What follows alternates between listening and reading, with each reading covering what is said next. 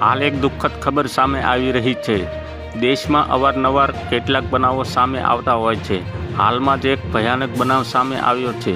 અફઘાનિસ્તાનના 2 અઠવાડિયાથી ભારે વરસાદને કારણે 315થી વધુ લોકોના મોત થયા છે।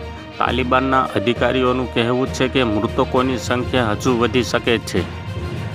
અમેરિકન મીડિયા CNN અનુસાર વર્લ્ડ ફૂડ પ્રોગ્રામ WFPએ 12 મેના રોજ અહેવાલ આપ્યો હતો કે બદખ્શાન, ઘોર બગલાન અને હેરાતમાં સૌથી વધુ નુકસાન થયું છે।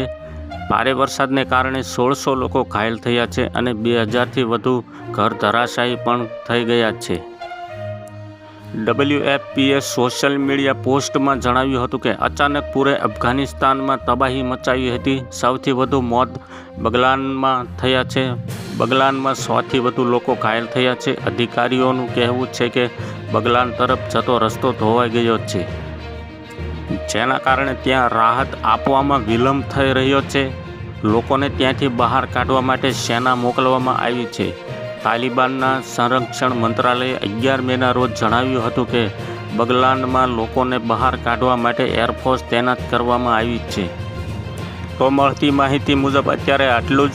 અમારો વિડીયો પસંદ આવતો હોય તો એક લાઇક કરી દેજો, ચેનલને સબસ્ક્રાઈબ કરી બાજુમાં આવેલ બેલ આઇકનને દબાવી દો, જેથી તમને આવા જ નવા સમાચારોની અપડેટ મળતી રહે।